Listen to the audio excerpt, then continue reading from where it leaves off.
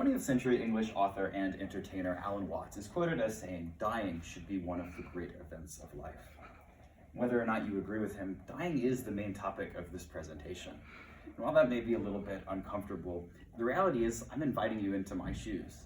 As an actuarial student at Purdue University preparing to study life insurance, I study death narratives every day. And I'm not talking about your haunted graveyard stories. No, I'm talking about something more like this. This complicated table with lots of numbers and decimal places is a life table. And life tables calculate the probability of dying at a particular age for members of a specific population. And as it turns out, life tables are the fundamental building blocks of insurance policy, and they also have many applications in various other disciplines that we'll talk about today. And the reason that I think this is an important topic to look at, especially for someone who's maybe not so interested in insurance, is that when we talk about death, right, it is scary and it is intense and overwhelming, but it's only when we start to look at the statistics and the numbers that go behind it that we can start to not necessarily feel safe around death, but we can be able to understand and process it a little bit better. So today, the road ahead looks like first taking a look at where life tables came from and how they apply to the insurance industry, and then looking at their applications to demography and epidemiology. So this fine-looking gentleman here is Sir Edmund Halley. Yes, the same Sir Edmund Halley who has a comet named after him. What can I say? He was a busy guy. And between the years of 1687 and 1691, Halley was hanging out in Breslau, Germany, where he created the first life table, created here in this article from 2008 by Sieca called Edmund Halley's Life Table and its Uses. And this is a lot of information to look at, so let's go ahead and zoom in and look at it a little bit closer. In the left column, we have age, 1, 2, 3, 4, pretty self-explanatory. And in the next column, L sub x minus 1, we have the number of people alive on average in Breslau at that particular age. So between ages 1 and 2, 855 people were alive. Between ages 24 and 25, 567.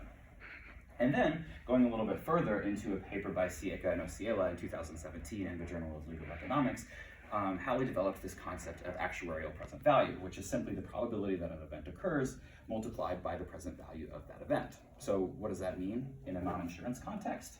Well, let's say that you're playing a lottery, right? And if you win the lottery, you win $100. Great for you. But the trouble is that the probability of you winning that lottery is only 1%. And so when we look at what the expected value of your winnings would be, we expect that to come out to be about $1, right? 1% times $100.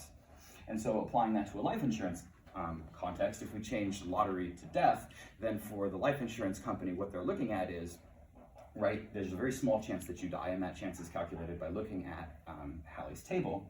And then the payout to the deceased next of kin is some amount. And so we would multiply the probability of death by the amount of payout that the policy specifies. So that's looking at life tables on a high level and how they apply to insurance. Now let's take a look at some other context, first with demographics.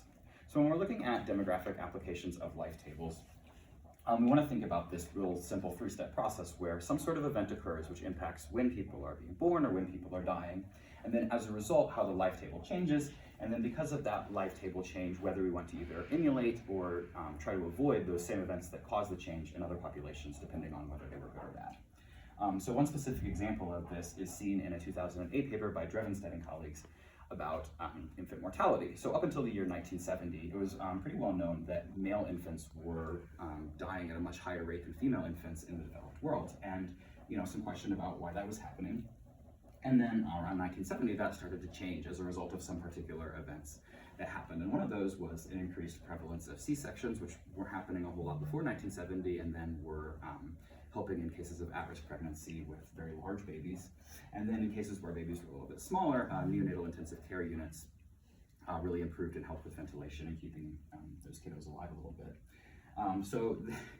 Then how does that actually impact the life table? Well, both of those events, both being very large and being very small as a baby, disproportionately are males. And so when those changes happen, then we see male infant mortality decrease closer to female infant mortality. And then as a result, we want to emulate that change in other populations, right? That's the implication of the conclusion.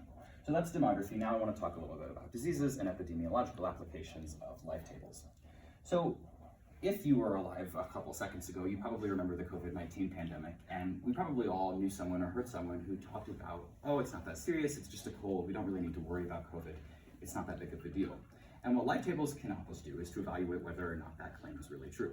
So a 2022 study by Aberton and colleagues looked at how many people were actually dying and what the life expectancy was before and after COVID in 29 developed countries. And what they found is that life expectancy decreased as a result of COVID at a rate not seen in developed countries since World War II. So it was a very significant, oftentimes over a year, decrease in life expectancy. And that's not stating that we have to have a particular conclusion about whether the policy that we pursued was good or bad, but it does mean that you can't necessarily get away with just blowing off COVID as no big deal, because life tables would pretty clearly suggest that that's not the case. And then finally, I just want to conclude with this last study, which was conducted in 2003 by Peters and colleagues about obesity.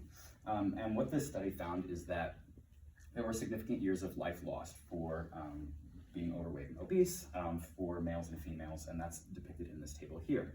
And that's probably not something which is particularly surprising, and that's why I think this is a really important study to conclude with.